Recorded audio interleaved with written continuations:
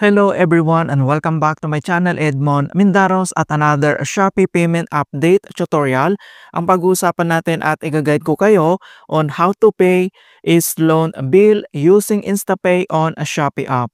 Ang InstaPay ang bagong payment methods in Shopee at free po siya and instant repayment.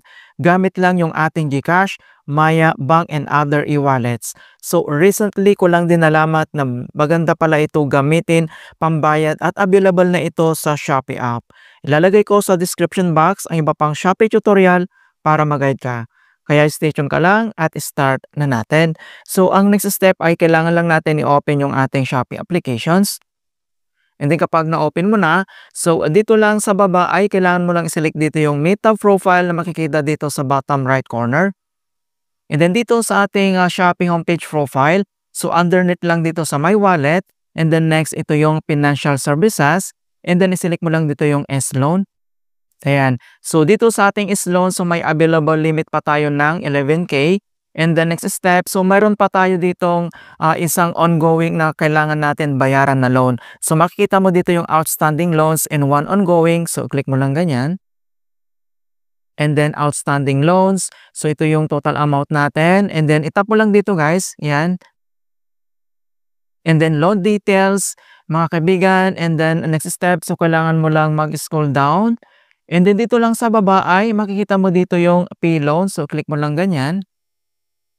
And then repayment, total amount, ito yung babayaran natin.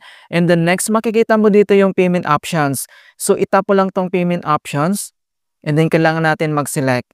Alright, so dito sa payment method, so may mga option dito na kailangan din natin gamitin katulad ng CBanks, Shopee Pay Balance, Payment Center e-wallets, over-the-counter, and then yung online banking. So since gagamitin natin yung InstaPay, so makikita mo dito na enjoy free and instant repayment with GCash, Paymaya, banks, and other details e-wallets.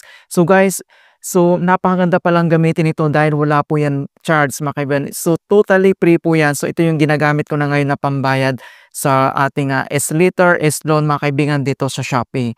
So ang next step ay dito lang sa right corner makikita mo dito yung circular icon na yan. And then kailangan mo lang yung i-select. Kapag na-select mo na dito sa baba ay click mo lang dito yung confirm. And then next, repayment, total amount, double check mo lang. And then dito lang sa baba ay makikita mo dito yung pay and then i-click mo lang ganyan.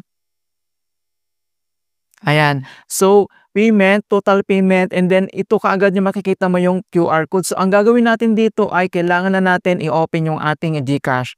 Yan. So, since na-open na natin yung ating GCash, so ang next step ay kailangan mo lang itap dito sa baba yung ito guys, pang-scan yung QR. And then, scan lang natin yung QR code. Processing, payment. Ayan. So next, payment, and then dito sa baba, itap mo lang dito yung pay.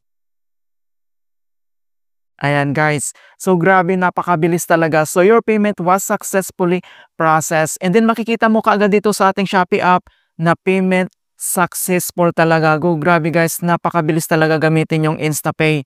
Ayan. So kung mayroon kang babayaran dito sa Shopee, so gamitin mo na yung InstaPay dahil wala po yan charge mga kaibigan. Totally 100% free of charge po yan. Kung ano yung amount, yun din yung babayaran mo kagad dito. Unlike sa other na e-wallets na may charge po yan. Ayan guys, so ganun lang po kasimple. In hope na nakapagbigay ako ng konting kaalaman tungkol sa Shopee tutorials. Thank you guys and see you in my next tutorials.